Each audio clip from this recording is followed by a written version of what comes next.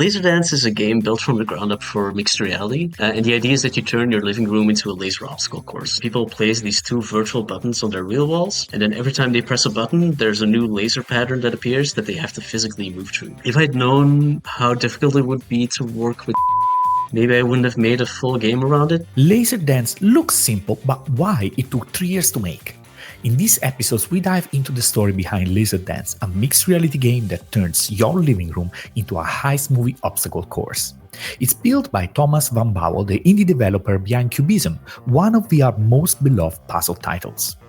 We look at what were the consequences of a continuously evolving MR ecosystem in terms of hardware and SDKs. I built my own toolset to start mapping out people's rooms. But, as I built out Laserdance, my toolset then got swapped out by Meta's toolset as they started putting those things out. And that toolset keeps evolving over the years of development. We discuss in depth how he did over 1.5 years of user testing and discovered edge cases that broke his game. Playtesting becomes doubly so important, and as soon as you give it to somebody else, they'll find an edge case or have some space that you didn't expect that might break your game. I had a playtester who also attended Meta Connect, and he playtested the game in the hotel lobby. This was a big open space with columns in it, and it actually broke a couple of levels. So. And 3 years later, Thomas finally released Laserdance in early access. But as the XR landscape shifted dramatically, I asked him if he would have done anything different. The demographics shift a lot younger. I don't know if that same original audience that responded to it is still around. But before we get into it, I wanted to thank Liv who made this episode possible. Liv is the most complete toolset for recording videos on Quest and PC VR. They have recently released an SDK that makes it super easy to implement an in-game camera in any VR game within a few minutes. It empowers players to share their gameplay, and it makes it so much easier to share their experience on social. I think this solves a huge problem for studios struggling to stand out in a crowded marketplace, and that's why some of the most popular titles like Underdogs, Gorilla Tag, and more have already implemented it. Do you want to know more? Check out the link in the episode description. And now it's time to roll the title and welcome Thomas under the spotlight.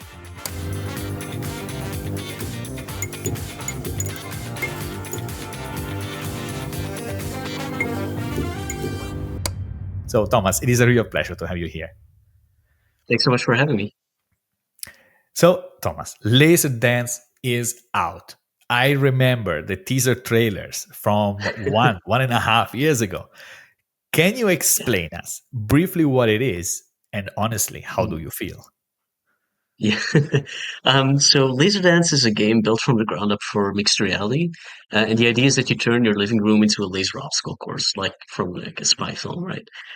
So people place these two virtual buttons on their real walls, and then every time they press a button, there's a new laser pattern that appears that they have to physically move through. So the idea is that the game sort of adapts to the people's space, whether it's big or small, or has a lot of furniture or no furniture. So the idea is really to make use of people's spaces and to have it feel like it's part of the place where people live. It's been a long process because mixed reality is. When I started, it was a very new medium. It's matured a little bit since then as well, and it's changed a lot as well. So it's been a process to build this game, but it's been frustrating sometimes, but also fun because it's this new thing, and you get to explore what this new medium means. I'm happy that it's finally coming out there in early access.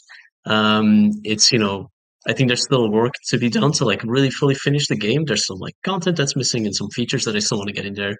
But I think it's already good to put out there and get people to have a first try of this game. And since it's trying to adapt to so many different spaces, putting it in early access will also be a great way to get more feedback and see all the different possibilities or all the edge cases that I didn't think of or I haven't playtested through yet. So I think it'll make the final game better. So I'm really happy and relieved to finally get the game out there. So I do have a feeling of what the answer is going to be, but what was the hardest part of this journey? The technical parts were definitely difficult. It's when I started working on Laserdance, I was working on Quest 2 still. There wasn't really a framework for building mixed reality apps. We just had access to the pass-through footage, right?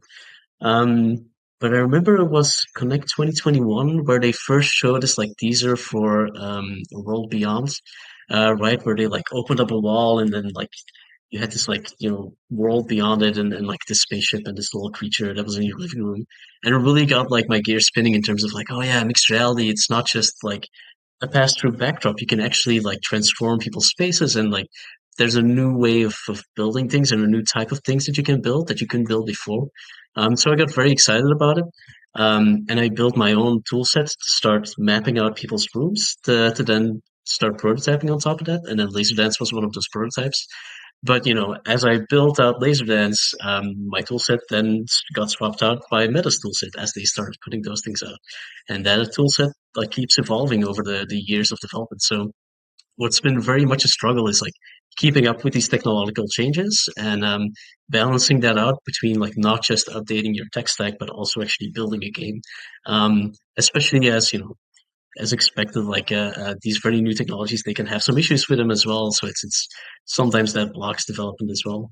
And also, like in terms of what you get as a developer for the scene, like the which is the word they use for the room that you're in, and like when you scan it, like what kind of information do you get? Uh, Before it used to be just this like manual room capture where you had to like manually point out where the walls were and like draw boxes around your furniture and stuff like this.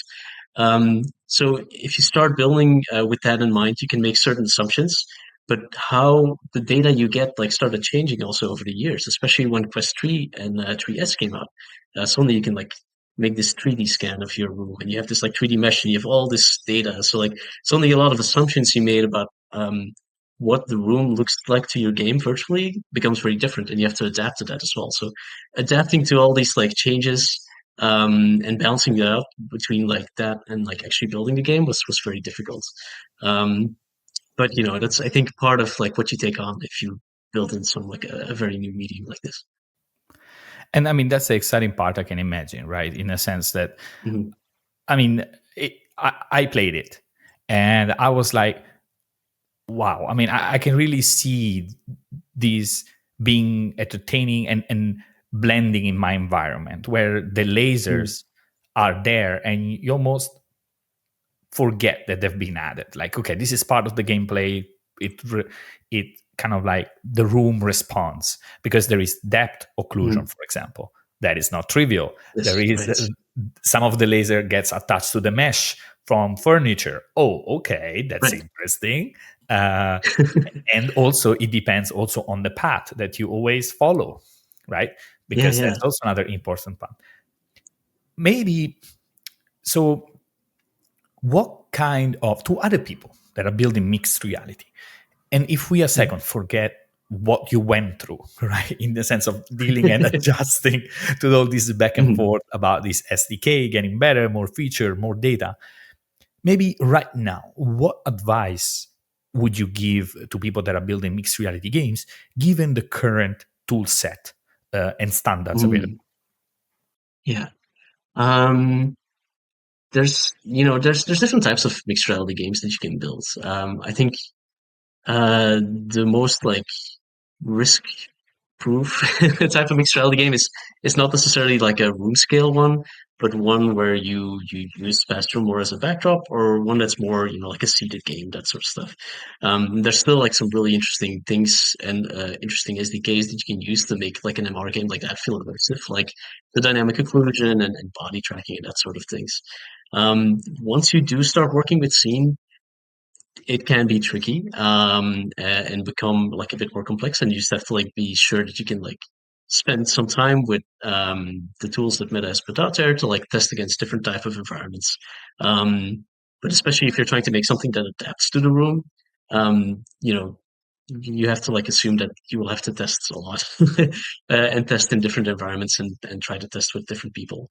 I think that's I say this for any type of game, and it's especially any type of VR game, but it's doubly important for any type of mixed reality game. Playtesting becomes, doubly so important. And for Laser Dance, I did a lot of that, where it was like remote playtesting, giving people access and like asking for them to basically record their playthrough in their own environment to start to see like the different varieties of places that people might play in. It's really hard. It's easy to get like biased and build a game for your space and for your body, and think that everything works. And as soon as you give it to somebody else, they'll like find an edge case or have some space that you didn't expect that might break your game. So like playtesting becomes all the more important if you build an MR game. So I was part of the playtesting, and it was some time Yeah. ago, and it was. I'm curious, like, how did you design that playtesting? In a sense, like, Mhm. what kind of spaces did you pick, or assumption did you wanted to verify, Mhm. and how did that playtesting affected subsequent decision that you made in the game? Yeah, absolutely. So for me, there's like two types of playtesting that I've like to do with laser dance. The first is like going to conventions and like testing the game there. Obviously, it's one environment, but it's a good way to test like the first 10, 15 minutes of the game and see how people respond to it. And especially if you go to the right type of convention where it's not just gamers, but like, families and people with all sort of levels of gaming skill or familiarity. It's good to get those people in there to see how comprehension of the game, how well that works. And there's things that you learn from that. Um, but then the second part is this remote playtesting where people get access to the game and play in their own space. Um, this happened. I've been doing that sort of testing for about a year and a half now, I think, 2 years. And I've been getting some help from Chris Haney. You might know him from Space Pie Trainer. He used to work on that. He's been helping like run the playtest now. And basically, we run small groups of people every few weeks through the game to get the first impression, right? There's multiple things you always test when you do playtests like this. Usually, for me, it's I'm like updating the game constantly as I'm developing it, so it's to see the impact of those updates. Oftentimes for me, it's to see the impact of certain levels and like how people respond to those levels and where they might struggle or not. Um, and it's so much easier to understand that watching a playtest video. It's also everything around the game that you can test when you're doing a test like this. For me, it's the room setup as well. Like, do people struggle placing the two buttons, for example? Oftentimes, there have been periods of the development where there were like common like system issues or scene issues that having more people and seeing more people consistently have those issues helps like me communicate with meta as well to like say like, hey, look, I'm seeing this issue or that issue across these many users. So um, it helps with testing the actual game and the gameplay. It helps with testing the systems that the game is built on as well, and sort of the UX workflow of the setup of the game as well. So there's a lot of things that you can learn from it. So since I mean, running so many tests, especially from people with different room setups, that as you Mhm. mentioned for mixed reality, especially for Yeah, truly room scale games, and yeah, maybe for people, sometimes you can make a mixed reality games where you're driving, let's say, a spaceships in the void in your room, but then the mhm. environment around it's still just a backdrop, and maybe there is some Yeah, collision, and that's okay. But the problem is when the whole puzzle adapts to the environment. yeah, And that's when things get dramatically more difficult. When yeah. running this test, do you do also any kind of like quantitative analysis, or is there something that you could Mm. share, maybe related to the shape or size of the room, or something that can help other people? We don't run tests for Yeah. 1.5 years. It's So in my previous game, Cubism, it was way more data driven when I playtested, because it was easier to group up all the tests together and look at quantitative data, because the experience was more generalizable, right? With Cubism, I could check like the average solve time for a puzzle or the average solve rate. But with Laserdance, I try to do that. Actually, I have like anonymous aggregate data of like people's play sessions, but it was so much harder to actually like get relevant conclusions out of this because people's rooms are different, people's bodies are different, and level mobility is different. All of that stuff impacts like how often they touch a laser or how long it takes. And I've tried to like generalize this with like I have like some values in my backend, which is like the amount of lasers touched per meter between the button and try to figure out some sort of average. But it's still I found that it's still like too rough to compare. So for laser dance, it's been really more qualitative, and that's why I've like been playtesting for so long and and working with people's like recordings of their play session to be able to like look at those things and draw conclusions from that. One thing that's helped a lot and that helped me figure out some generalizable conclusions is that I basically built a tool to be able to emulate people's spaces in the Unity editor where I'm developing the game. So when you scan your room, you get this 3D mesh, and then players can voluntarily share that room scan with me. It's never automatic. It's always like a button people push in the game itself. Um, and then I can basically emulate that space with a specific level in the Unity editor for me. So now I have this collection of different spaces that I've played in or that people shared with me that like span, the possibility of like a corridor, a big room, like big empty space, weird, paths between the buttons that are like a straight line or like are curved and stuff like this. So that helps a lot. Like whenever I design a level, I can actually run it through a bunch of different spaces and confirm that it works. And I basically have like a subset of that I use to like do general testing, but then I have, everything that players have submitted to me, that I like, if I really want to make sure that things are still working, I'll just run it through that as well. And it gives me like a certain level of assurance that whatever change I made or whatever level I designed will probably generally work. There are a couple of like archetypes of rooms that I find from all this testing that affect laser dance. And I think depending on the game you make, you will probably find different archetypes that you need to design against. For me, like what are the factors that like categorize rooms is where people place the buttons, right? Like and the path between those buttons. Because all the laser patterns are basically algorithmically defined. There's no manual placement of lasers. It needs to check what's that path look like between the buttons? What does the room look like? How much space do you have in that path? Is it like broad or not? How tall is that room? So there are some categories in there. So like for me, I tend to try to design against like small or big rooms. I try to design against rooms with a straight path or a curved path.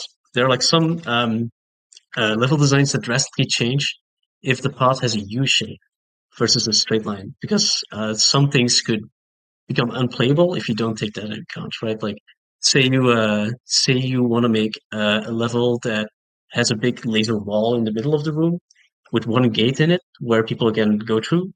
Um, in a rectangular room with like a straight path between buttons, it's very straightforward. You put it in the middle.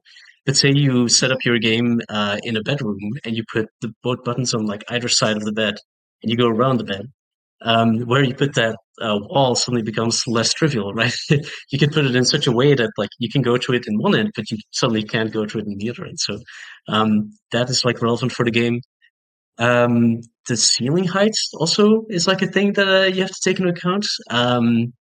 If you have a bunch of swinging lasers, it's something that can be affected by how high the ceiling is as well. Um, and sometimes suddenly categories like show up as well. Like very recently, I had a playtester who also attended MetaConnect, which is a conference that happened in September, and he playtested the game in the hotel lobby. And so this was like a big open space with columns in it. And I'd never tested in such an environment. I had like scans of like big open spaces, but never with columns. And it actually like broke a couple of levels. So it was really good. Like suddenly I had this new category I can take into account and that I can now emulate and test against. And then finally, it's not just about different types of rooms. I find that there's also for laser dance specifically categories in people and like how tall people are or like how capable they are of like crawling on the floor or not. So there's actually some accessibility settings in the game that let you adjust like your mobility and level of mobility.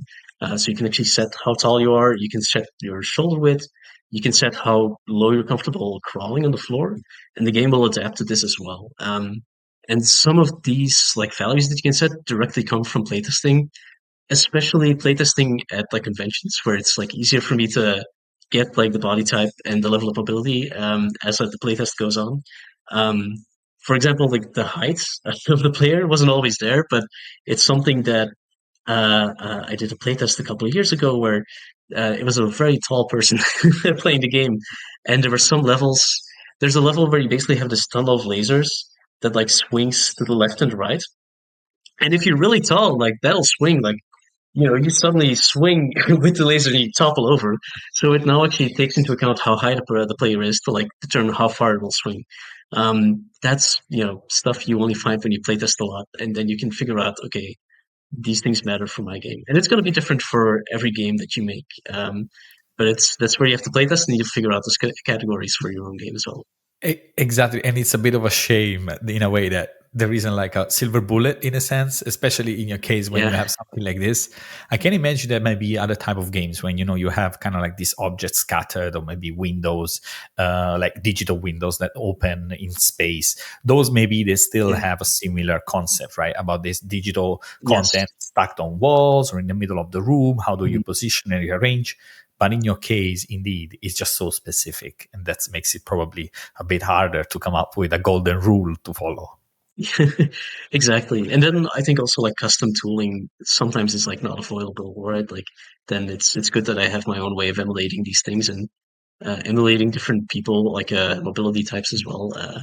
It's yeah, for some things you can reduce the problem space, but yeah, for laser bands it turns out to be pretty big. So What are the lessons actually that you brought from building Cubism? mm. It is display testing. I think during the development of Cubism, I had some like humbling moments where I thought the game was easy to pick up and play, but then I put it in the hands of people who don't play games, and I was, very quickly realized it was not. Um, and that really taught me that like you have to play test with a very diverse crowd of people and make that part of the process to like get your game make your game playable and make your game fun for people. That's always been like it's been like a core principle with Cubism, and it's a core goal I have with Laser Dance. Like I really want to have both of those games to be a good introductory game to the medium. Um, and so this like ethos of like playtesting definitely came from Cubism as well. So, I mean, when I realized about the journey of laser dance overall, right? I was Mhm. thinking. I mean, I realized that the development of laser dance started in a very different moment from VR. You mentioned about it started and came to mind when it was about Quest 2, but that means that Quest 3S was not on the market. Quest 3 was not on the market. That there was also this promise that mixed reality gaming or mixed reality overall would reach the masses. Then there were the broken Mm. SDKs. I mean, in development, SDK from Meta, let's say, right? Let's be more politically Yeah, yeah, correct. But yeah, yeah. understandably, and then there is also a difference in audience focus nowadays, right? Those are things have shifted Mm. towards a younger audience. Now, you didn't have all this knowledge. But if you would Yeah, look back, knowing that about all these journeys, everything that happened, would you change yeah. anything? I in a weird way, I also got kind of lucky with all these changes because I think a lot of the SDKs that ended up being developed for mixed reality turned out to be very useful for Laserdance. To the point where about halfway through development, I decided that this was going to be a Quest 3 and 3S exclusive game and not be coming out for Quest 2 and Quest Pro because they didn't support, body tracking and scene meshing and dynamic occlusion, which became kind of integral to making this like experience work. So I didn't know those things were coming when I started developing the game. So I got kind of lucky that they like fit into the development as well. Um, if I'd known how difficult it would be to work with Scene API in some cases, maybe I wouldn't have made a full game around it. But I also recognize like how difficult it is, like the task for the development team at Meta to like make that work. Right? Like they're also trying to build a tool that like runs at a certain performance budget, and that can scan any space and like do that well. They have to make trade-offs everywhere as well. I recognize it's like really difficult, but it is like Scene API has been like one of the big things that makes making a game that's easy to pick up and play difficult because it's a big part of the UX of like setting up the game for the first time and of the first time experience that I do not control and cannot make better. Um, and there are some persistent issues that I'm still waiting for to be solved. that I recognize are difficult issues. I kind of live in like this edge case apartment where I have like slanted roofs and like there's a staircase here and like the ceiling is kind of low. Like there are things that got better with CAPI and how like it can handle scanning a weird apartment like mine, but some things have not been solved. Like the staircase is a downward staircase, so it's a hole in the ground actually, and if you scan it, that still becomes like a flat floor, right? So it's less of an issue for my game, but I've seen like mixed reality games that have you like that spawn stuff in the room, and for me it'll spawn stuff in the hole in the floor where somebody could fall down. There are like some risks like that that are still not accounted for. That I'm a little worried about. There are still some issues, especially if you scan multiple spaces. Like, if you have one space that you scan and you go to a new place, there might be issues like loading that new scan in the game. Sometimes for me, it's like this ongoing issue where it'll load my old space. So I'm like, constantly working between the office and my apartment. Do you have the same issue? Yeah, yeah. So there was also like Yeah. I don't know how it was because I tested in this small studio that you see here and in my living room where the Mm, space is much different. And sometimes it yeah. kind of like I'm not sure where I am because it seems like that the space that is detected is one, but instead the scene that is loaded is the other. So Right. yeah, I that's one Yeah. of the things that but honestly it's not even laser dance. I mean sometimes I'm just start Mhm. the headset in another room and again Mm, this thing is still there, so I think that there is still something that yeah. again is not less dance dependent. I mean, it's a hard problem to solve as well, right? Like, how do you consistently check where the headset is and like correctly discriminate when a new space is a new space, right? Like you might just be in the same room but looking at a different part of the room, and then you wouldn't want to like pretend like, oh, you have to scan your room again. So it is this like there is this barrier to the game that I can't really do much about. Um, there's some developers who are like exploring interesting ideas with Depth API. Julian Tora, I think is his name, has been doing some really cool experiments with like live meshing the environments in this game Laser Tag. Um, like that's really interesting. Like I hope that, as I understand, it's also like it drains the battery very quickly and requires quite a bit of memory.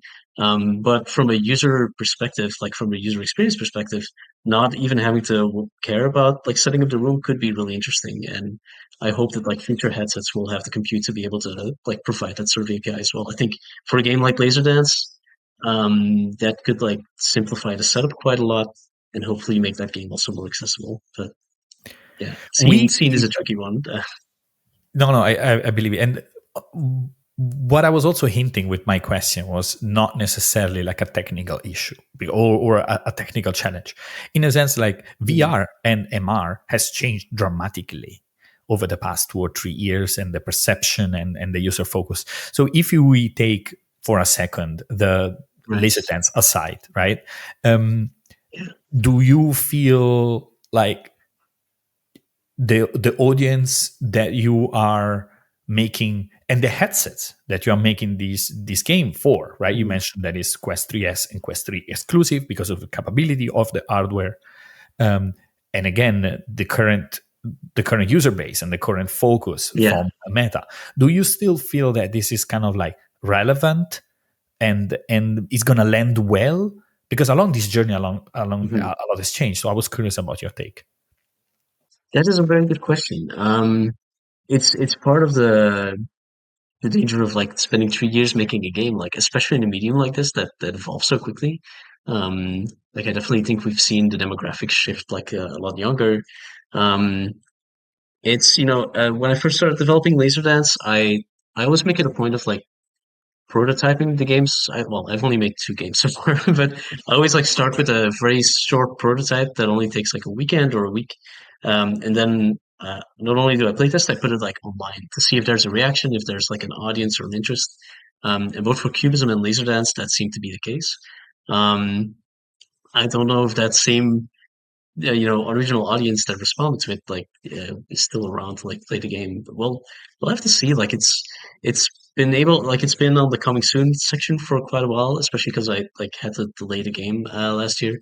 But it's got quite a bit of wish list, so we'll see if like if people actually pick it up and play. I'm very curious about it. I know other MR games, have had a tough time out there. It's I can only speculate, but I imagine like some of the barriers to entry for an MR game, like scanning your room and having to like manage that system, make it maybe a little trickier to like really get into something like this, unless like the game can simplify that process, like Cubism, right? If you're making an MR game that isn't a as like a scene, like a room scale game, but more of a sit down MR game, like you don't have those barriers, so I think it's a little easier to pick up and play. I can only hope for the best and see what happens. Yeah, Look, I was telling before we started that I had my son playing it, and the day after he got his friends to play. My son is 10, so it sounds like yeah, the edge of what's permitted yeah. nowadays. So I think that it is it is very fun, and and I mean it does works, and I didn't expect it to work fully. Let's be honest, because just of all the I challenges appreciate we have mentioned, right? it. So it's just stepping it with realistic expectation. I was like, oh, Yeah, okay, it's actually pretty solid. yeah. That was nice. It's been pretty encouraging, bringing it to like events and festivals and stuff.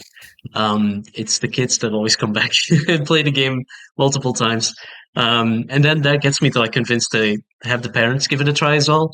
So hopefully that will be the general dynamic, that the whole family like plays it. But yeah, it's been encouraging to see like young folks like really getting it. It's also, I think, a part of it is like just the kids that I've seen playtesting it at events.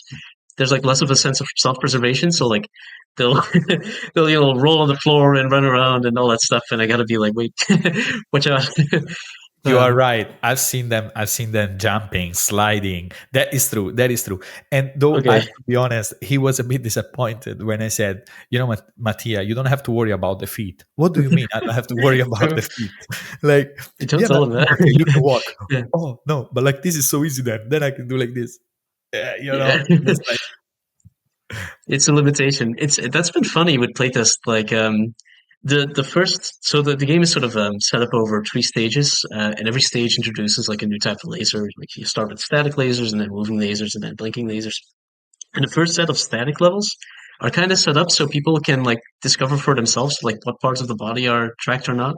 There's like deliberately some lasers on the floor so that at some point people will probably see like, the feet are okay, because the game uses a system called inside out body tracking, which uses the camera on the Quest to like check where the upper body is. So it knows where the hands are, the arms, and the spine, but it stops there basically. So um, yeah, but it's funny that like it's interesting how like embodiment is different in mixed reality, right? In VR, it's like the sense that the virtual body is yours, but in MR, like the challenge becomes like making sure that you feel that your body actually counts in the game, and using not only body tracking but the dynamic occlusion system. So the system that like makes sure that lasers are hidden behind the furniture and all that stuff also means that it will actually occlude correctly behind your legs and your arms and all that stuff. So I do feel that people playing it get a sense that they are playing with their whole body, even if they understand. Like I've had developers play the game who completely understand the limitations of the system and still forget it after a while and like step over lasers and stuff. So yeah, it's nice to see that people feel embodied like playing the game. I do have one just because question came up. So the game supports both controllers and hand tracking. Yeah. And I was wondering, is the tracking accuracy of the arms that I can imagine the same if you Mm. use hands or if you use controller, or you need to make some adjustments when you don't have controllers in the hands of the user? That's That's interesting. I think in general, just this is anecdotal, right? Like just from what I've seen myself and like from testing, in general, it does still seem that controllers will be more accurate to track. And so, I don't know how under the hood the body tracking works, but if you use controllers, it'll use that as like the anchor for where the wrist and the rest of the hand is. So that will be more accurate. So I would assume that the inference of like where the rest of the body is will be more accurate as well. Um, I don't necessarily change too much under the hood myself in terms of how I deal with tracking, except I do for laser detection. With especially with hand tracking, you have to assume that hands will stop tracking at some points, or like the tracking will be inaccurate. So when it comes to detecting whether you hit the laser, when hand tracking is on, there's a little bit more leniency for some cases. Like, if your hands are here's if people want to like cheat at the game, if you put your hands behind your head, it'll then ignore the full arm actually, because I assume that like that the position of the elbows and all that stuff will not be accurate. So there's some like extra checks there when hand tracking is enabled, and there's some checks in general for body tracking to be a little bit more lenient. There's actually, if you I don't know if you've been able to go into the settings and look at the body tracking settings. Um, but there's actually there's some like leniency built in by default, because some of the tracking felt like, even though if it was accurate, it felt unfair. Specifically, the body tracking is a bunch of joints, right? Like basically these positions on your body, that then for collision are basically connected with like a tin collider. And for your elbows, like that joint is kind of at the edge of your elbow. So I find that like personally and from playtesting, it seems like people don't really think about where their elbows are as they're playing the game. So if I let it be where the joint is, like you'll hit the elbow all the time against lasers, and that feels unfair. So by default, body tracking in the game actually pushes in the elbow joints and the shoulder joint as well to make it a bit more lenient. It's something you can turn off if you want to go like more realistic. But there's like some like checks like that as well. I also find people don't really think about like the rest of their body and their back, especially if you get close. If you crawl on the floor. So like I actually also turn off the spine when people are crawling, which is also something you can turn, like that's a thing you can turn off in the body tracking if you want to get more realistic. Okay, But so yeah. for the really the spies and the acrobats out there are settings to make the game even more accurate and realistic. Yeah, I yeah. will try it. And more difficult.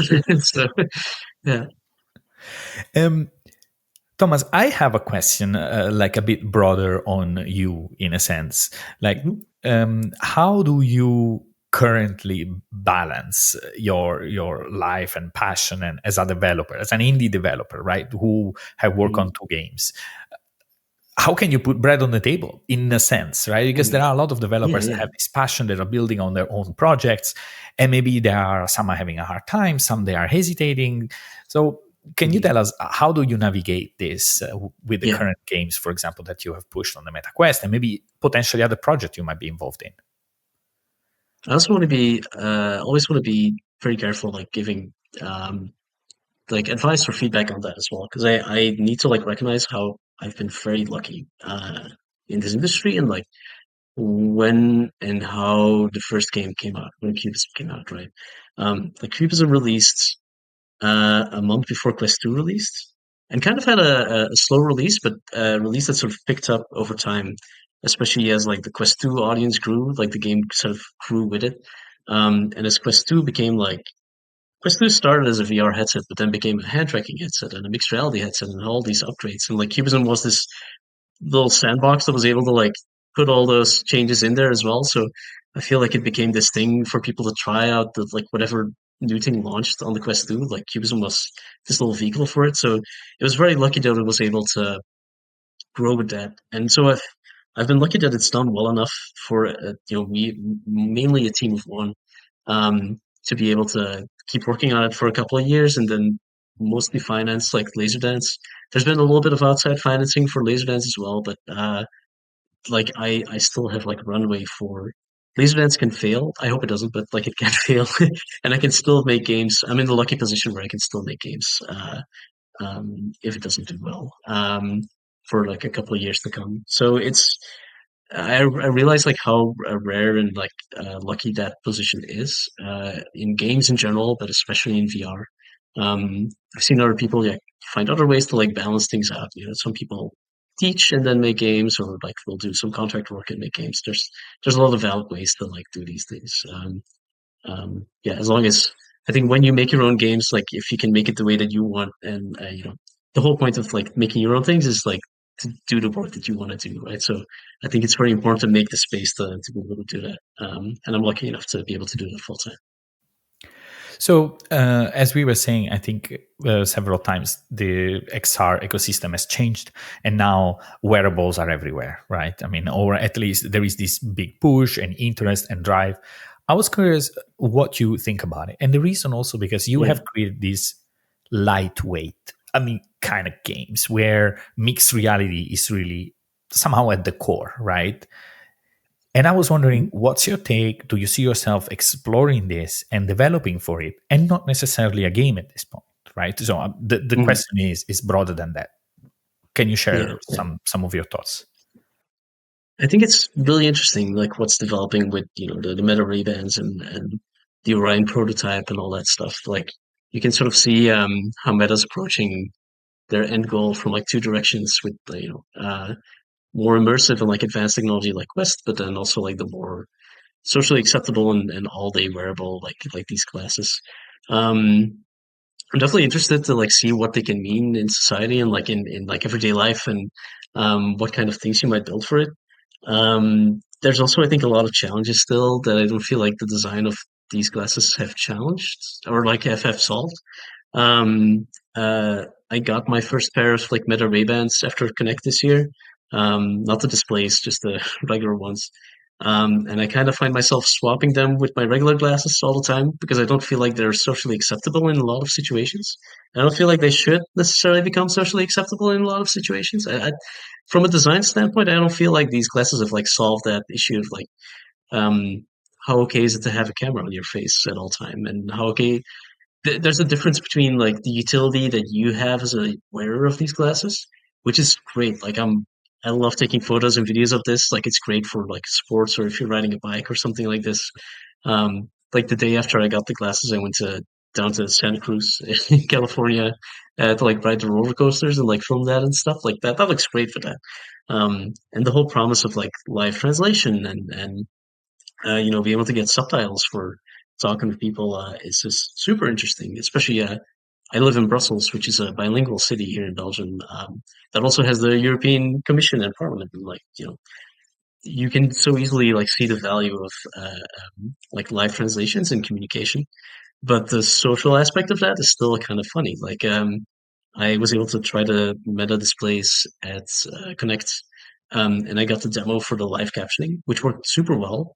But what I hadn't anticipated is that the person who's talking to you during the demo, you get that little text message in the corner of your class, and you either looking away from them while they talk to you, or you have to like awkwardly point your face up to like line up the captions with their face.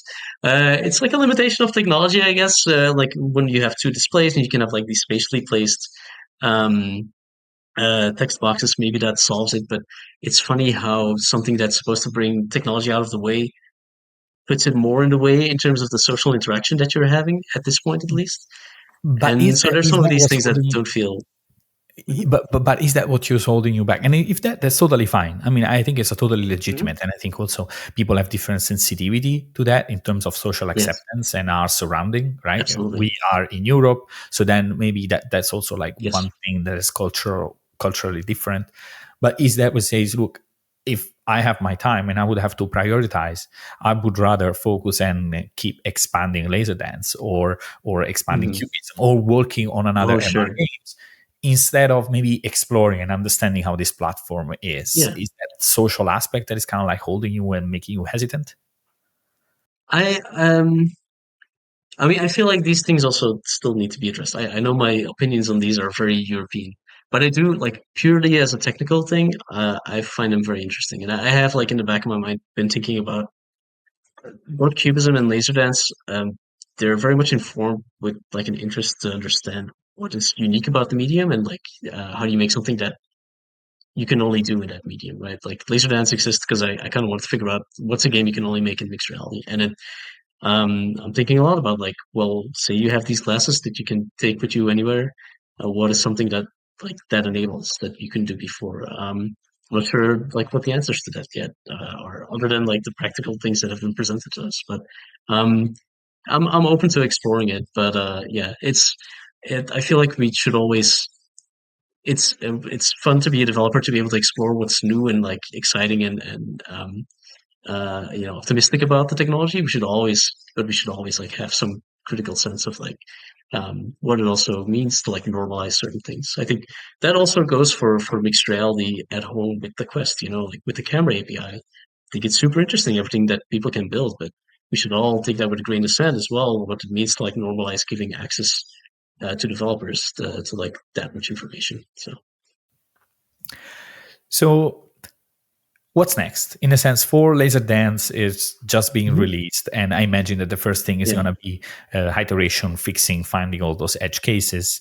yeah. After the first, let's say, craze is being patched up, so to say, how do you expect Laser Yeah. Dance to move forward and evolve in time? Yeah. So there's still quite a bit to do in laser dance. There's content missing. I still want to have like an extra set of levels in there. There's a system called challenges in the game, which is basically like once you play through the whole campaign, you have these modifiers that you can change the game with. That will change how you play the game, and you can like earn badges with this. Simple stuff like a timed run or like a no fail run, but also something that like adds lasers to the existing levels or like changes the rules. And I kind of want to add different challenges to that as well. A big missing element in the game right now is music, actually. There's like sound design and all that stuff, but I have a pretty good idea of like how I want music to be integrated in the game, which is like very responsive to the levels and responsive to the player. But that's just like it's another set of work and research that needs to happen, and so that'll happen during the early access period. Um, so I think there's still quite a bit to do, and I see myself still working on this for maybe 6 months to a year. So I'm mainly looking forward to do updates on this. And yeah, it'll depend also on like the response and how people are enjoying the game and what they're asking for as they play it. That also informs sort of the further development of the game. So And absolutely, actually, that was one of the questions, and we skipped it through. But I realized the lack of a sound of a music and right, soundtrack because Cubism it's so zen, appreciate it. and this little and it's the music, but also the sound effect and all that. And you see that missing in Yeah, Laser yeah, Dance. I mean, there is the buzzing, and mhm, but you can see like a yeah, spy the theme or like game could have its own vibe yeah, around yeah, it, right? So absolutely. yeah, But that exactly. is in no way a reason not to get Laser Dance. I encourage everybody to give it a shot. And if you have also someone a bit on the younger side, they're gonna love it. Just make sure that they don't jump out of your out of your window or Please do against the wall. chaperone. Yeah, Yes, yes, chaperone the younger definitely. players, please. Yeah. So Thomas, thank you very much. It was a real pleasure. Thanks for sharing the story, and congratulations again for Laser Dance. Thanks so much for having me. Thank you very much for listening in. If you like the show, remember to leave a rating on Spotify, Apple Podcasts, or a thumbs up on YouTube. It really helps me keep doing this and shine the spotlights on the greatest founders and makers, pushing the boundaries of XR and AI. Also, make sure to check out the show page xraispotlight.com, where you can find more conversation like this one. Till next time.